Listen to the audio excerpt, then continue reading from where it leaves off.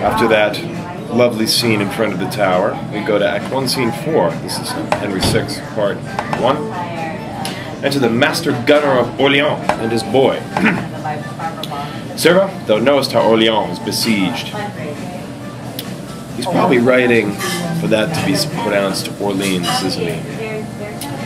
Sirrah, thou knowest how Orleans is besieged, and how the English have the suburbs won. Father, I know, and oft have shot at them. Howe'er unfortunate, I missed my aim. But now thou shalt not. Be thou ruled by me. That's a great line. Chief Master Gunner am I of this town. Something I must do to procure me grace. The prince's espials have informed me how the English in the suburbs, close entrenched, went through a secret gate of iron bars in yonder tower to overpeer the city, and thence discover how with most advantage they may vex us with shot or with assault. To intercept this inconvenience, a piece of ordnance against it have I played, and even these 3 days have I watched, if I could see them. It's a long line. Now do thou watch, for I can stay no longer. If thou spiest any, run and bring me word, and thou shalt find me at the governor's. Father, I warrant you, take you no care. I'll never trouble you, if I may spy them. Enter Salisbury and Talbot on the turrets with others, Sir Thomas Gargrave and Sir William Glansdale. Talbot, by my life, my joy again returned. How wert thou handled, being prisoner? Or by what means gotst thou to be released? Discourse, I prithee, on this turret's top. The Earl of Bedford had a prisoner called the brave Lord Ponton de Saintrailles. For him was I exchanged and ransomed, but with a baser man of arms by far, once in contempt they would have bartered me, which I, disdaining, scorned, and craved death, rather than I would be so peeled esteemed.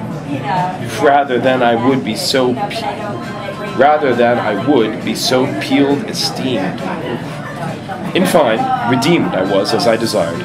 But oh, the treacherous fast-off wounds my heart, when with my bare fists I would execute. If I now had him brought into my power, yet tellest thou not how thou wert entertained? With scoffs and scorns and contumelious taunts. In open marketplace produced they me, to be a public spectacle to all. Here, said they, is the terror of the French, the scarecrow that affrights our children so. Then broke I from the officers that led me, and with my nails dig stones out of the ground, to hurl at the beholders of my shame. My grisly countenance made others fly. None durst come near for fear of sudden death. In iron walls they deemed me not secure, so great fear of my name mongst them were spread, that they supposed I could rend bars of steel and spurn in pieces posts of adamant. Wherefore a guard of chosen shot I had, that walked about me every minute while, and if I did but stir out of my bed, ready were they to shoot me to the heart. Enter the boy with a linstock, lit and burning, and passes over the stage. I grieve to hear what torments you endured, but we will be revenged sufficiently. Now it is supper time in Orleans.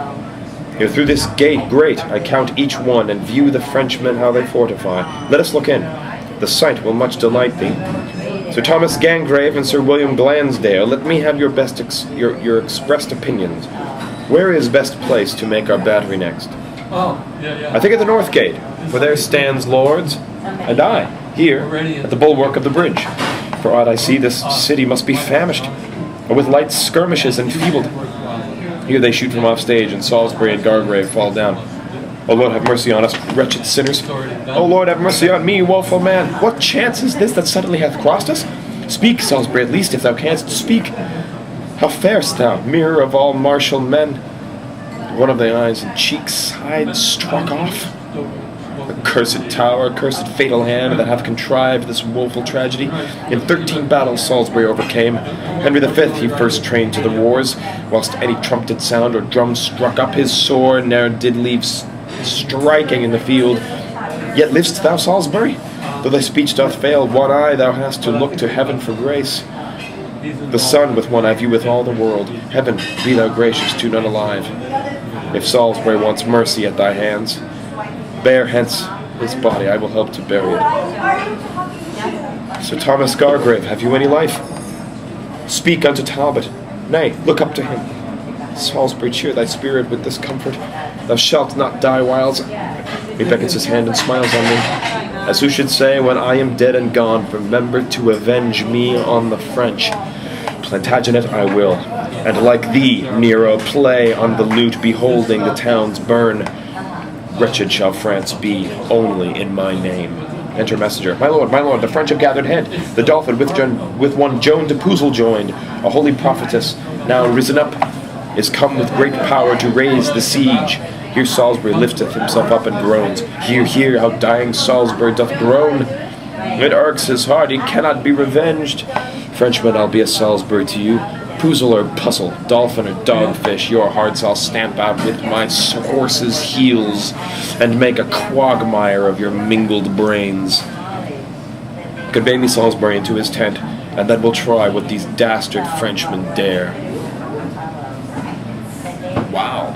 Okay, this play keeps getting better and better.